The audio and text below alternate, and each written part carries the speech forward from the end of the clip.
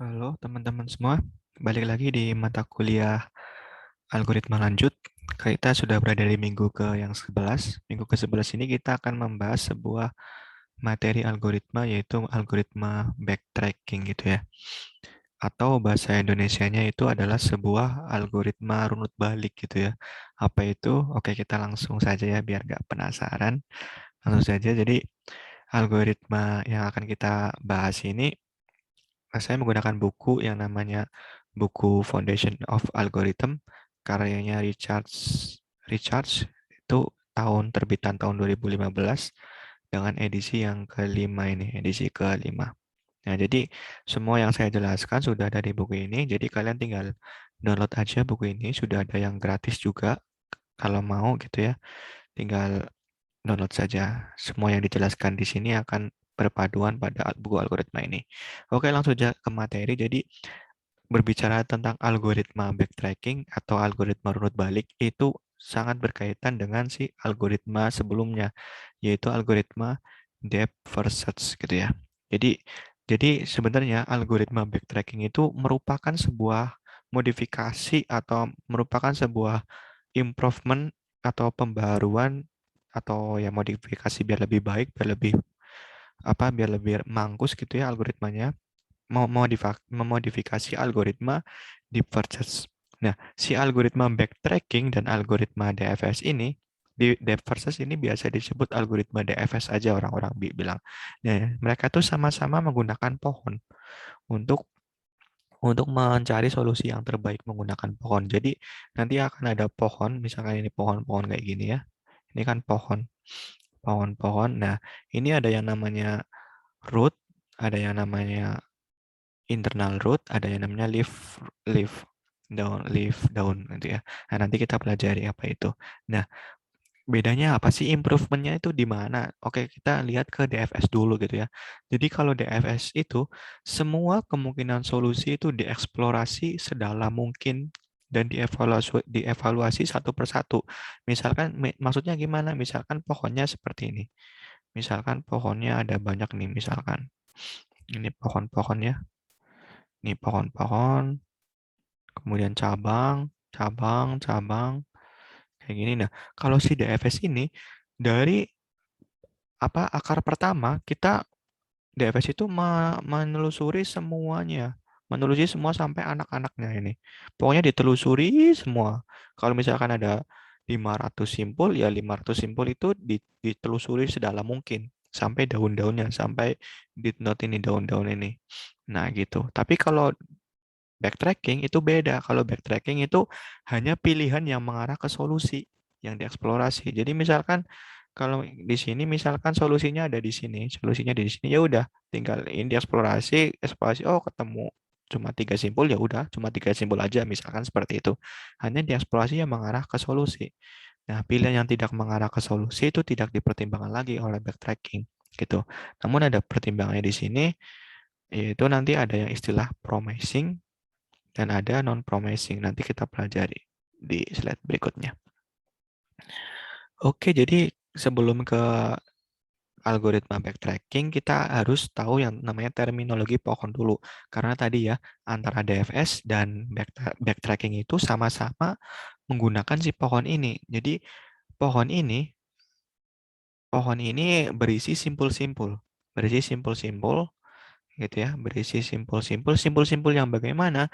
Simpul-simpul di sini di dalam terminologi pohon ini ada 3. Ya, yang pertama, yang hijau ini adalah simpul akar atau biasa disebut root atau biasa disebut parent atau bahasa Indonesianya bisa disebut simpul akar atau bisa disebut simpul orang tua. Nah, ini yang pertama.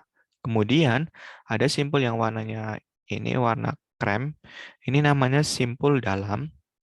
Ada simpul dalam atau simpul child atau simpul anak atau simpul internal gitu ya. Nah, jadi si apa namanya yang namanya child ini sebenarnya di antara simpul parent dan simpul daun. Ini yang merah ini namanya simpul daun atau simpul leaf gitu ya, atau simpul daun. Nah, gitu. Nah, aturannya setiap anak itu pasti mempunyai satu orang tua gitu ya. Ini kan anak ini. ini anak. Ini juga anak nih. Anak pasti memiliki orang tua. Nah, kasusnya di sini, ini adalah orang tuanya si ini. Tapi kalau yang ini adalah anaknya si parent. Intinya seperti itu. Nah, simpul-simpul yang terakhir ini yang namanya kan yang dinamakan simpul daun atau simpul leaf. Intinya seperti itu. Nah, si algoritma DFS itu menelusuri semua child-nya sampai ketemu daun-daunnya semuanya ditelusuri semua kalau pakai DFS. Tapi kalau pakai backtracking hanya mengarah ke solusi aja. Misalkan yang mengarah ke solusi ya ini ya ke sini doang berarti udah itu doang intinya. Jadi backtracking itu dapat dipandang sebagai pencarian solusi di dalam pohon dari akar menuju daun gitu ya. Jadi backtracking itu sebenarnya mencari solusi sampai menemukan daun mana nih, daun mana yang merupakan solusi gitu ya. Intinya seperti itu. Tapi nggak semua kasus itu backtracking itu solusinya ada di daun. Bisa aja ada di sini misalkan solusinya. Bisa aja gitu ya. Tapi nggak selalu di daun, tapi umumnya sebagian besar backtracking itu biasanya mengarah solusinya itu ada di daunnya, ada di daun-daun ini. Salah satu daun-daun ini adalah merupakan solusi, tapi tidak semua. Nanti kita ada contoh yang solusi yang bukan di daun, tapi mungkin ada di tengah nih, mungkin aja, bisa aja. Nanti kita lihat contohnya. Oke, kemudian kita akan mempertimbangkan yaitu kita bandingin dulu yang namanya depth versus dan algoritma backtracking. Apa sih bedanya? Tadi kan sudah dijelaskan bedanya ya. Sebenarnya algoritma backtracking itu adalah modifikasi dari algoritma depth versus ini. Nah, modifikasinya kan seperti tadi. Kalau DFS ini akar dikunjungi pertama. Ini akar ya. Ini kan simpul akar tadi ya, atau simpul root, atau simpul parent gitu ya, atau simpul orang tua, itu dikunjungi pertama kali. Nah, kalau DFS ini, kunjungi semua turunan dari simpul tersebut. Nah, turunannya kan ada 2, ada 8, ada 11 gitu ya. Nah, kemudian aturannya kalau DFS itu dari kiri dulu, dari kiri. Kunjungi anak kiri dan semua turunannya. Misalkan di sini, ini kan ada anaknya 2, 8, 11. Berarti yang dikunjungi dulu adalah yang paling kiri. Yang paling kiri adalah 2. Maka ke sini kalau DFS ke sini. Kemudian 2 itu memiliki anak ya. Kan ini kunjungi anak kiri dan semua turunannya dulu. Nah, ini anaknya ada berapa? Ada 3, 4, 7. Tapi ditelusuri yang paling kiri dulu kalau back DFS. Nah, di sini. Nah, kemudian balik lagi. Kalau udah nggak ada anaknya. Kemudian ada anak lagi kan 4 ke sini. Kemudian dari 4 ke kiri lagi ke 5. Kemudian balik lagi, oh ada anak lagi dari 4 ke 6. Kemudian ke sini, kemudian anak lagi, balik lagi ke root gitu ya. Kemudian kunjungi anak 8. Anak 8 ternyata mempunyai turunan lagi, kunjungi lagi. Nah, itu kalau DFS sampai seluruhnya ditelusuri sedalam-sedalam mungkin. Tapi kalau backtracking hanya memeriksa apakah simpul yang dikunjungi merupakan simpul yang promising atau non promising gitu ya. Intinya seperti itu. Oke, kalau saya mau ganti warna dulu. Pennya warna biru. Oke, jadi kalau backtracking itu hanya mengunjungi simpul yang promising. Hanya yang mengarah ke promising, yang nggak promising, non promising itu ya udah nggak usah dihiraukan. Misalkan seperti ini, misalkan backtracking, misalkan dari akar nih ke sini ke 2. Oh, 2 ternyata masih promising. Ketiga misalkan. Ketiga udah nggak promising balik gitu ya. Kemudian keempat, keempat udah nggak promising ya udah balik lagi. Jadi nggak menelusuri semua turunan-turunannya gitu ya. Hanya yang mengarah ke solusi. Misalkan 7 masih promising nggak balik lagi ke sini misalkan. Kemudian 8 promising misalkan ya. Misalkan mengarah ke solusi. 9 solusi ya udah. Misalkan 9 ini solusi. Ya udah berhenti. Itu lebih cepat gitu ya kalau pakai backtracking. Intinya seperti itu. Nah, yang jadi pertanyaan, misalkan definisi promising dan non-promising itu bagaimana menentukannya? Nah, itu tergantung bagaimana karakteristik tiap persoalannya. Karena tiap persoalannya itu beda-beda untuk menentukan promising dan non-promising. Intinya seperti itu, teman-teman. Oke, selanjutnya ini adalah algoritmanya. Misalkan kalau di DFS, itu kan langsung menentukan fungsi apa rootnya, misalkan fungsi simpulnya, misalkan V ini adalah akarnya. Nah, untuk setiap anak U dari V itu langsung dilakukan telusuran, semua penelusuran di first. Jadi semua langsung ditelusuri. Tapi bedanya dengan backtracking itu misalkan ini adalah simpul akar di expand gitu ya. Kemudian U dari untuk setiap anak U dari parent V gitu ya, ada istilah permesing. Kita tentukan permesingnya. Jika U-nya itu anaknya itu permesing, maka lakukanlah tulis solusi gitu ya. Jika tidak, maka balik lagi ke sini. Intinya seperti itu gitu ya, paham ya? Oke, kemudian nah algoritma backtracking itu biasanya itu untuk menyelesaikan beberapa persoalan. Ada beberapa soal yang akan dibahas di sini. Ada N-Queen problem, ada graph coloring, ada knapsack lagi. Kalian juga udah belajar knapsack, bagaimana cara menyelesaikan persoalan knapsack dengan dynamic programming di pertemuan sebelumnya. Nah, di pertemuan kali ini, kita akan menyelesaikan knapsack problem dengan atau knapsack integer atau nyebutnya knapsack 01 bebas yang kalau saya biasanya knapsack problem. Nah, kali ini kita akan menyelesaikan itu dengan algoritma backtracking. Apa bedanya nanti kita akan belajar. Nah, yang persoalan yang pertama yang akan kita bahas adalah N-Queen problem. Nah, apa sih N-Queen problem itu? Oke, misalkan kalau di buku Foundation of Algorithm yang tadi dibahas contoh sederhananya menggunakan 4 queen ya, 4 queen problem atau 4 ratu problem. Nah, permasalahannya gimana ngomongnya? Jadi, istilahnya kita mempunyai 4 ratu. Kalau di catur itu kan ada raja, ada ratu, ada pion, ada peluncur, ada benteng, ada apa lagi? Kerucut, yang luncur, ada luncur, terus ada kuda gitu ya. Nah, kalau di sini permasalahan 4 queen problem adalah hanya meninjau 4 ratu gitu ya, 4 ratu, masalah 4 ratu. Permasalahannya bagaimana yang ingin kita jelaskan, yang ingin diselesaikan si penulis ini, yaitu menyelesaikan bagaimana cara tuh menempatkan 4 buah ratu pada papan catur berukuran 4 kali 4 sehingga tidak ada 2 ratu yang berada pada kolom atau baris atau diagonal yang sama. Misalkan seperti ini. Kita mempunyai 4 ratu nih. Misalkan ini ratu pertama nih. Aturannya ini misalkan ini ratu kedua. Ini yang ratu kedua.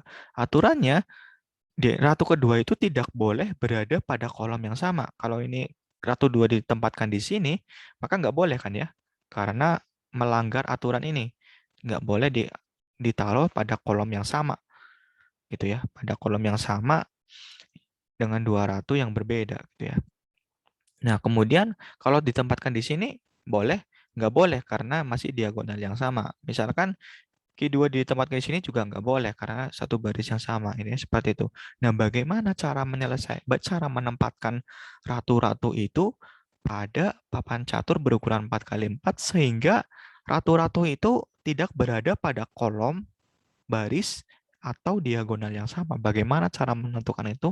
Nah, kita menggunakan namanya algoritma backtracking. Nah, berbicara dengan algoritma backtracking, maka kita harus mempunyai yang namanya pohon tadi, atau yang disebut pohon ruang status atau state space tree rule gitu ya. Nah, state space tree gitu ya, atau pohon ruang status. Aturannya bagaimana? Aturannya misalkan kan kita mempunyai 4 buah ratu nih, 4 buah ratu. Nah, di sini kita mau mengasumsikan dulu bahwa tiap ratu ditempatkan pada level yang berbeda. Misalkan di sini apa namanya ratu ke-1 misalkan. Ini ratu kedua, ini ratu ketiga, dan ini ratu keempat. Nah, tiap ratu ini berada pada baris yang berbeda misalkan. Nah, ini berarti constraint yang baris ini sudah kita delete ya, sudah kita delete karena kita menempatkan bahwa ratu-ratu ini sudah berada pada baris yang berbeda. Nah, permasalahan yang sekarang yang pengen kita selesaikan bagaimana cara menempatkan ratu itu di kolom yang berbeda dan diagonalnya juga berbeda. Bagaimana caranya? Nah, itu yang akan kita selesaikan di sini. Nih, pada tiap baris, tiap ratu akan berada pada satu dari 4 kolom yang tersedia.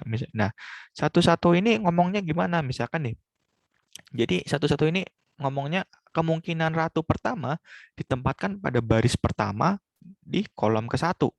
Yang 1, 2 berarti kemungkinan ratu ke-1 ditempatkan pada baris pertama di kolom yang kedua. Nah, kalau yang kedua, yang 21 berarti ini kemungkinan ratu kedua ditempatkan pada baris kedua di kolom ke-1. Kemudian yang 2,2 ini ngomongnya berarti bagaimana kemungkinan ratu kedua ditempatkan pada baris kedua dan kolom kedua, dan seterusnya. Itu adalah penjelasan secara singkatnya. Oke, langsung saja kita selesaikan masalah ini. Jadi kita start dulu pakai algoritma backtracking, yaitu algoritma yang menelusuri pohon-pohon yang istilahnya promising atau enggak promising. Istilah promising di sini yaitu menggunakan ini. Jika kolomnya atau diagonalnya berbeda, maka promising ya. Tapi kalau di kolom atau diagonalnya sama dengan ratu tetangganya atau ratu yang lain, itu namanya non promising gitu ya. Oke, langsung saja kita ke contoh. Oke, kita mulai dari start dulu di sini. Kita langsung kunjungi satu-satu di sini. Kita menempatkan Queen 1 pada kolom 1. Masih promising ya, karena baru pertama di sini. Masih promising. Kemudian kita telusuri lagi, kita tempatkan ratu kedua pada baris kedua, tapi kolom ke-1. Baris kedua, tapi kolom ke-1. Oh, nggak promising, karena kolomnya sama nih. Berarti nggak promising. Berarti ini balik lagi ke sini, backtrack gitu ya, backtrack ke sini.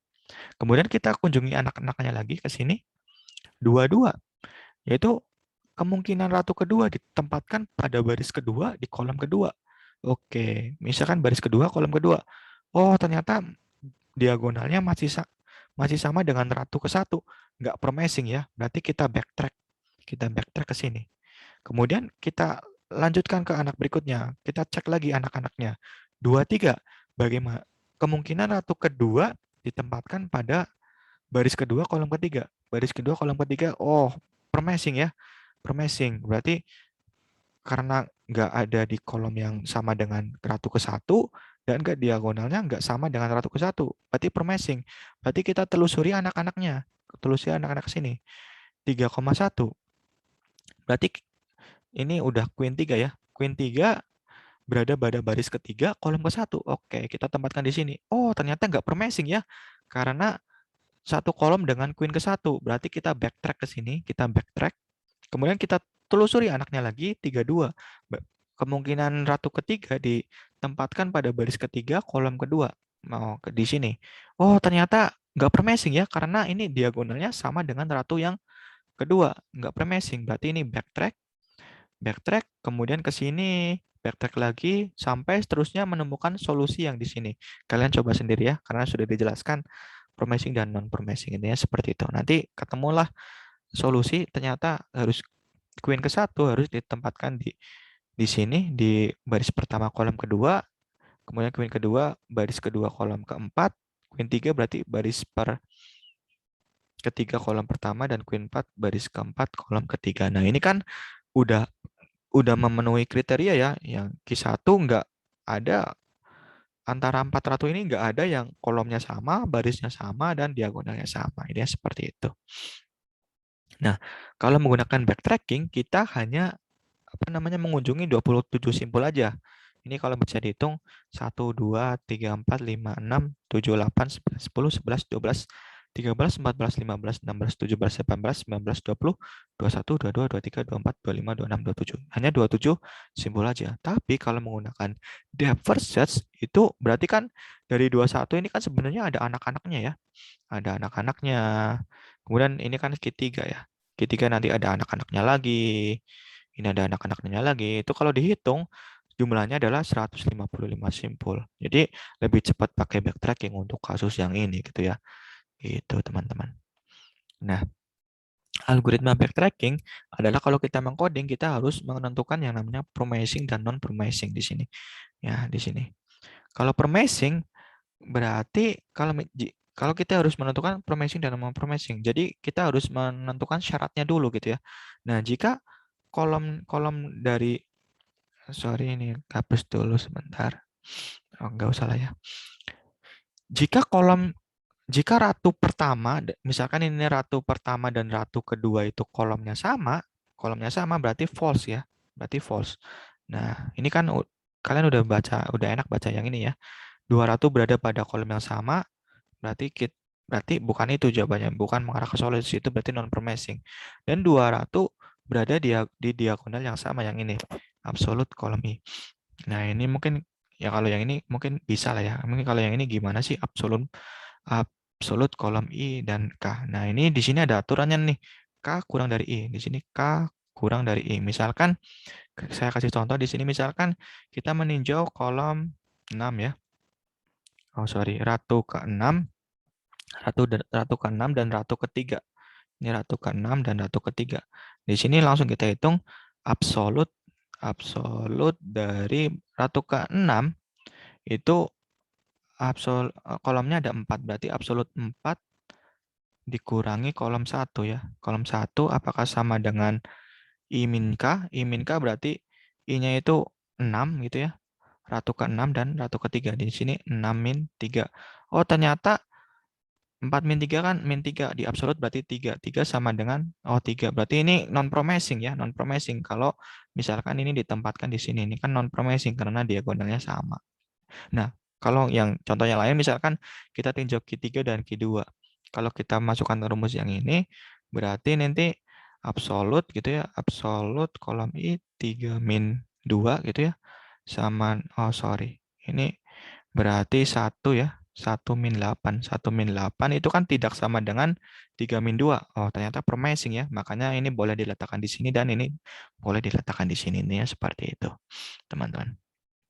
Oke, permasalahan itu adalah contoh permasalahan tentang algoritma backtracking untuk menyelesaikan n queen. Nah, contoh yang tadi untuk menyelesaikan 4 queen gitu ya, pada papan satu yang berukuran 4 kali 4 gitu ya. Nah, permasalahan yang berikutnya yang biasa diselesaikan dengan algoritma backtracking adalah persoalan pewarnaan graf gitu ya. Nah, ini menarik ini. Nah, karena ini biasanya implementasi dari pewarnaan graf ini biasanya diimplementasikan ketika kita ingin mewarnai sebuah peta, gitu ya. Nih, diimplementasikan di pewarnaan peta, yang dimana ada aturannya nih, antara wilayah A dan wilayah B yang bertetangga itu tidak boleh berwarna yang sama. Misalkan wilayah Toba dengan wilayah Siantar itu kan berdekatan, harusnya warnanya beda. Kalau warnanya sama, jangan-jangan itu Toba semua atau jangan-jangan Siantar semua. Itu kan intinya seperti itu. Nah, intinya seperti itu biasanya. Nah, permasalahan pada pewarnaan graf itu adalah bagaimana cara mewarnai graf tak berarah dengan menggunakan maksimal warna sejumlah M, sedemikian sehingga tidak ada dua simpul yang bertetangga yang berwarna sama. Nah, misalkan seperti ini. Misalkan ini Toba ya, misalkan ini Toba, misalkan ini Siantar, kemudian ini apa? Tapanuli gitu ya. Tapanuli, misalkan ini apa lagi? Karo gitu ya. Karo. Nah, antara Toba dan Siantar itu enggak. Ini misalkan kita sebut Toba itu simpul V1, Siantar itu simpul V2, Tapanuli simpul V3, Karo itu simpul V4. Nah, bagaimana mewarnai ini di dalam peta itu warnanya beda-beda biar bisa dibedakan Toba mana, Siantar mana, Karo mana, Tapanuli mana, intinya seperti itu. Nah, dengan aturan yang berdekatan atau yang bertetangga, ini kan berdekatan. Ini juga ini bertetangga. Bertetangga itu maksudnya ada edge atau ada garis tepi yang menghubungkan antara kedua simpul itu. Ini berarti bertetangga. V1 bertetangga dengan V2, V1 bertetangga dengan V3. Nah, intinya seperti itu. Nah, itu nggak boleh warnanya sama. Gitu ya. Misalkan ini pengen warna merah, berarti ini harusnya kuning. Kalau ini merah lagi nggak bisa karena ini bertetangga dengan V1, nggak bisa. Berarti ini misalkan hijau gitu ya, hijau. Nah, kalau ini kuning lagi boleh kuning karena ini nggak bertentangan dengan V2. Intinya seperti itu yang akan kita selesaikan dengan algoritma backtracking gitu. Nah, di algoritma untuk pewarnaan graf ini ada syarat yang harus dipenuhi, yaitu grafnya itu harus berbentuk graf planar. Nah, apa itu graf planar? Graf planar itu tidak ada dua sisi yang saling menyilang. Misalkan di sini kita terjemah ini dulu ya. Ini ada di buku Foundation of Algorithm yang saya share di slide awal. Nah, misalkan di sini, misalkan kita mempunyai sebuah petanya seperti ini. Kita ingin mentransformasi ke dalam sebuah graf. Dalam sebuah graf. Misalkan V3 ini kan V3 ini bertetangga dengan V1. Makanya di sini V3 ini ada bertetangga dengan V1 di sini, V1. Kemudian V1 juga bertetangga dengan si V2. Nah, makanya ini ada garis ke sini, ada yang menghubungkan. Kemudian apalagi? V2 juga ini bertetangga dengan V3 ya. Ini bertetangga dengan V3, makanya ada ke sini. Ke sini. Kemudian V4 bertetangga dengan V1 ini ya. V1, V4 bertetangga dengan V3 ini ya. V3 ini, V3. Makanya ke sini. Nah, oke, kemudian V4 itu bertetangga dengan V5, makanya ada ini. Kemudian V3 yang ini juga bertetangga dengan ini ya, V5. Makanya ke sini. Kemudian V2 bertetangga dengan V5. V2 di sini bertetangga dengan V5, makanya ada garis di sini. Nah, ini namanya graf planar. Artinya tidak ada dua sisi yang saling menilai. Ini kan nggak saling menilai. Misalkan V2 ke V4, boleh nggak? Boleh nggak? Misalkan kayak gini, ini nggak boleh ya kalau gambarnya kayak ini. Tapi kalau gambarnya dari luar, boleh ya, karena nggak ada yang bersilangan. Nah, kan bisa bisa diakali. Tapi bagaimana dengan V1 ke V5? V1 ke V5 ke sini nggak bisa. Ke sini juga menyilang. Ini salah ya. Kalau V1 ke V5 ini nggak boleh. Karena menyilang, nanti nggak graf planar. Nah, aturannya syarat yang harus dipenuhi untuk pewarnaan graf adalah harus memenuhi graf planar dulu, yaitu tidak ada dua sisi yang saling menyilang. Ini seperti itu. Nah, untuk setiap peta terdapat graf planar yang vertex itu mengartikan bahwa merepresentasikan region pada peta. Nah, ini region-region V1, simpul-simpul itu ya, merepresentasikan apa namanya? Peta-peta region-region wilayah-wilayah. Kalau edge ini atau sisinya itu menghubungkan antara region satu dengan region yang lain. Intinya seperti itu. Oke. Oke, kita langsung saja bagaimana sih cara mewarnai dengan algoritma backtracking. Misalkan kita tinjau kasus yang kita apa namanya? Kita beritahu yang sebelumnya. Ini kan yang sebelumnya ini ya, yang Toba Siantar tadi ya. Ini kalau nggak salah tadi Toba, ini Siantar, ini kalau nggak salah tadi Tapanuli, ini Karo gitu ya. Misalkan seperti itu. Nah, bagaimana cara cara menyelesaikan ini dengan algoritma backtracking? Algoritma backtracking itu kan tadi kita membuat sebuah pohon. Nah, misalkan di sini pohonnya kayak gini. Pohonnya misalkan ini start 1, 2, 3. Oke, karena sebelum ke situ, karena ini ada 4 region, berarti ada 4 level ya. Ada 4 level. Misalkan di sini region 1 ditempatkan di level 1, region 2, V2 ditempatkan di level 2, V3 ditempatkan level 3 dan V4 ditempatkan di level 4.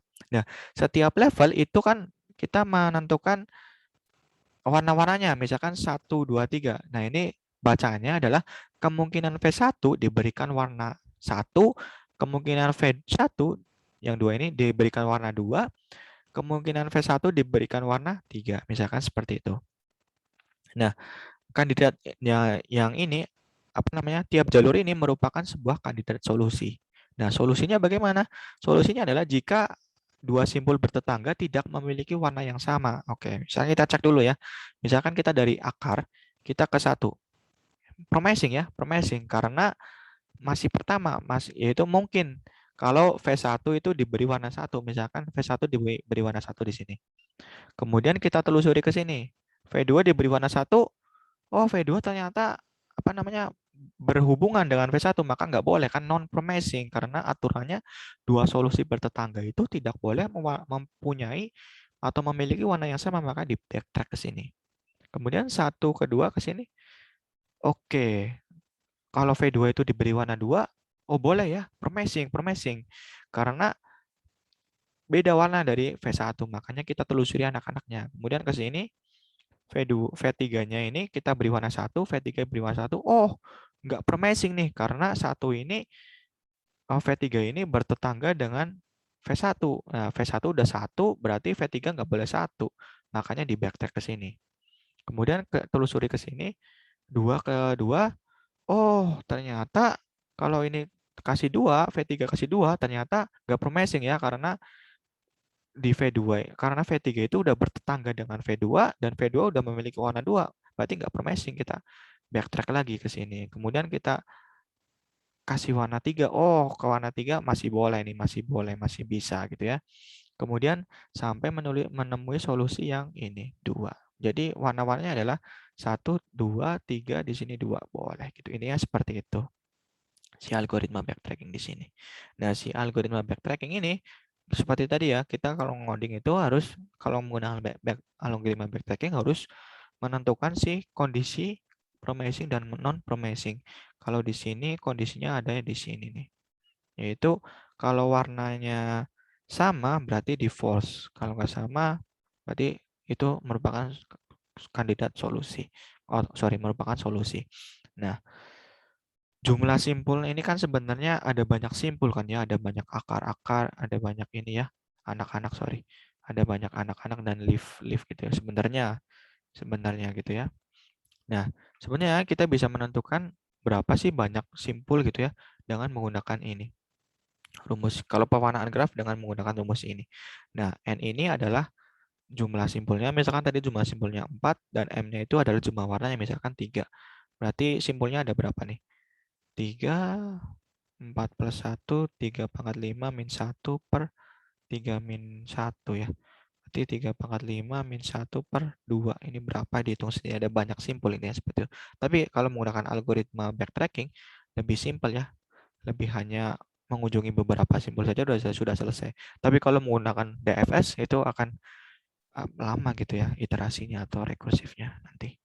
Ini seperti itu. Oke, kita lanjut ke permasalahan yang berikutnya adalah permasalahan knapsack problem. Nah, kalian sudah belajar menyelesaikan permasalahan knapsack problem di pertemuan berikutnya menggunakan dynamic programming. Nah, di pertemuan kali ini kita akan menyelesaikan masalah knapsack problem dengan menggunakan si algoritma backtracking. Gimana tuh caranya? Oke, kita langsung saja. Jadi, permasalahan knapsack itu adalah kalian udah tahu yaitu bagaimana cara knapsack itu kan tas ya atau karung atau ransel atau tas yang besar. Nah, permasalahannya itu bagaimana cara memasukkan sejumlah barang yang memiliki bobot WI dan keuntungan WI tertentu ke dalam suatu knapsack dengan kapasitas maksimal. Jadi intinya bagaimana sih cara memasukkan barang-barang yang mempunyai keuntungan masing-masing sehingga di tas itu hanya ada keuntungan dan barang yang maksimal. Ini seperti itu. Sedemikian sehingga nih keuntungan yang didapat adalah maksimal bagaimana. Oke, langsung saja karena kita membahas backtracking, berarti kita harus mempunyai yang namanya pohon ruang status. Misalkan di sini saya mempunyai permasalahan, yaitu saya mempunyai 4 barang ya. 4 barang di sini, barang ke satu mempunyai keuntungan 40 dan beratnya itu cuma 2 kilo misalkan. Nah, ini adalah densitasnya, densitas barangnya. Kalau misalkan kita masukkan barang itu akan 20 densitasnya. Nah, kalau misalkan di sini barang kedua yaitu mempunyai keuntungan $30 dengan berat 5, barang ketiga $50, beratnya 10, barang 4 mempunyai keuntungan $10 dan beratnya 5. Bagaimana cara menyelesaikan memasukkan 4 barang ini ke dalam ke dalam algoritma backtracking. Jadi kita tentuin dulu yaitu kan ada 4 item ya, berarti item 1 kita tempatin di level 1, item 2 kita tempatin di level 2, item 3 di level 3 dan item 4 di level 4. Ini seperti itu. Kita lanjut dulu. Jadi untuk permasalahan knapsack ini adalah persoalan optimasi. Jadi kita sebenarnya ini mirip DFS ya sebenarnya. Kita harus mengecek semua simpul seluruhnya karena kita nggak tahu nih, kita nggak tahu apakah simpul jangan-jangan di simpul yang berikutnya akan lebih keuntungannya lebih gede, jangan-jangan gitu ya. Ini seperti itu. Jadi lebih baik dicek lebih banyak simpul karena biasanya ada solusi lain gitu ya selain daun misalkan. Nah, saat mengunjungi suatu simpul dan mendapatkan profit yang lebih besar, maka kan ada kemungkinan tuh akan mendapatkan profit lebih besar jika mengunjungi keturunan simpul tersebut gitu ya. Nah, definisi simpul promising di sini menjadi berbeda, yaitu promising itu kita kunjungi simpul berikutnya jika masih ada kemungkinan untung. Kalau masih ada kemungkinan untung, kita telusuri lagi. Tapi kalau nggak ada kemungkinan untung, ya udah backtrack gitu ya. Ini seperti itu.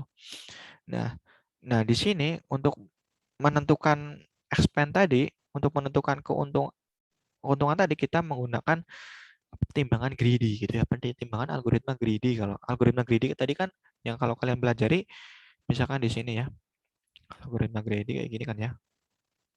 Oh, di sini misalkan untung berarti ditelusuri, tapi kita nggak seluruhnya menggunakan algoritma greedy, tapi ini hanya untuk mempertimbangkan greedy-nya.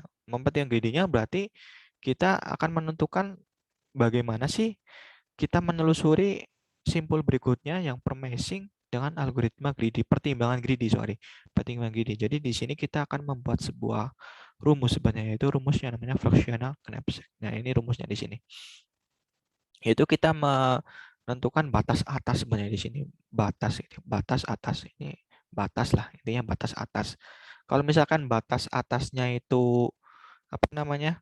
Masih lebih besar dari keuntungan yang kita dapatkan, berarti berarti batas atas itu masih ada kemungkinan, intinya bacanya batas atas itu masih ada kemungkinan lebih profit. Nah, berarti kita telusuri. Tapi kalau misalkan batas atasnya itu lebih kecil daripada keuntungan yang kita peroleh, berarti udah itu nggak promising, berarti dibalikinnya seperti itu.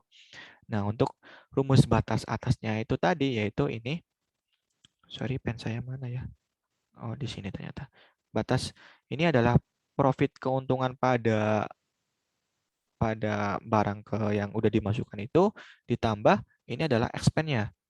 Kalau misalnya kita memasukkan barang itu lagi, keuntungannya berapa sih? Ini itu adalah batasnya. Oke, kalau masih bingung kita masuk ke contoh ya.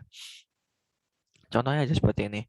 Misalkan di sini adalah ada item 1, item 2, item 3, item 3. Nah, kalau permasalahan knapsack di algoritma greedy, yang kiri kita simbolkan 1, kan knapsack itu sebenarnya 0, 1 ya.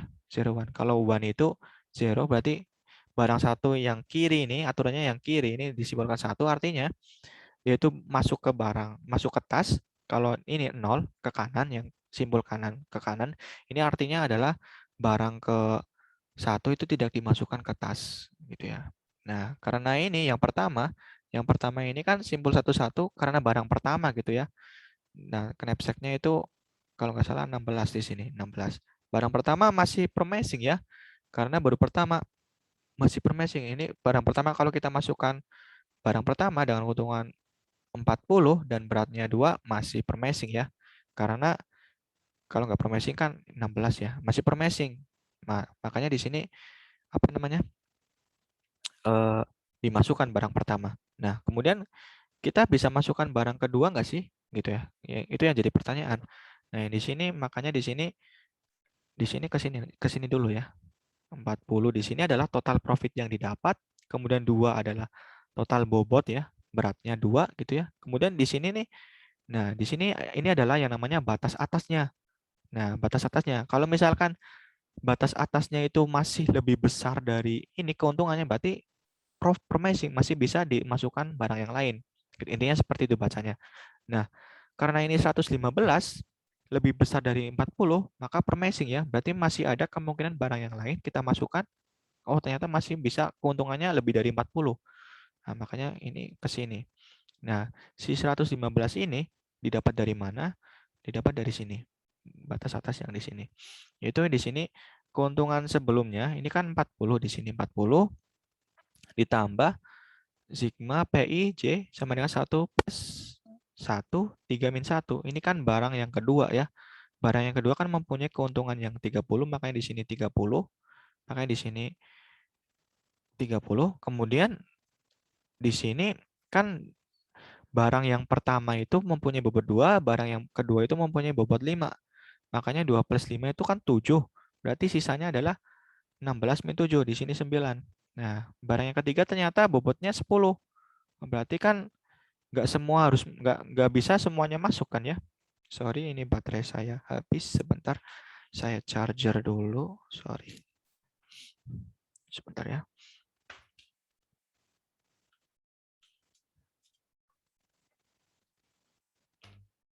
Oke, kita lanjut lagi. Jadi tadi itu sampai mana ya? Tadi itu sampai ini ya, sini ya. Jadi 9. Nah, 9 itu kan nggak mungkin dimasukin 50 semua kan, karena kapasitasnya 10. Berarti di sini kemungkinannya adalah 9 kali 10 per 10, 9 per 10-nya. 9 per 10 dikali keuntungannya. Makanya di sini rumusnya seperti ini. Makanya akan didapat $115. Nah, karena $115 ini masih promising, masih lebih besar dari 40, maka barang kedua ini kita masukkan. Barang kedua ini kita masukkan di sini. Nah, dengan keuntungan 70, beratnya udah jadi 7. Nah, ini 115 di sini. Masih promising ya. Masih promising ke sini. Ini ternyata nggak promising gitu. Ini seperti itu. Kita ke slide berikutnya ya, karena ada yang mau ditunjukkan dulu. Nah, misalkan di sini bagaimana nih cara menentukan yang 80 ini misalkan. Nah, di sini misalkan di sini gimana ya? Oh ya, untuk rumus-rumus yang ini sebenarnya ada di buku Foundation of Algorithm. Kalau misalkan ada yang belum jelas bisa baca buku di sana atau bisa langsung komentar di YouTube-nya, biasanya langsung saya jawab atau bisa chat saya pribadi gitu ya. Oke, di sini misalkan di sini ini kan masih promising tadi ya. Ini masih promising, ini masih promising gitu ya. Kemudian ini enggak promising nih, makanya balik. Ini kenapa enggak promising? Karena kalau misalkan kita masukkan barang ketiga, makanya bobotnya kan 17, kan melebihi 16 gitu ya. Padahal kapasitas capsacknya kan 16, makanya enggak promising, makanya balik. Ini ke anak-anaknya dulu. Ini ke sini masih promising enggak? Oh, ternyata 80 itu masih lebih gede dari 70, makanya promising ke sini. Nah, ini bagaimana cara menentukan 80? Nah, di sini kan udah barang yang ketiga ya. Barang yang ketiga ini apa namanya? Mempunyai udah keuntungan 70. Nah, kita dengan bobotnya itu 7. Oke. Sebelum ke situ ini dulu, ke sini dulu.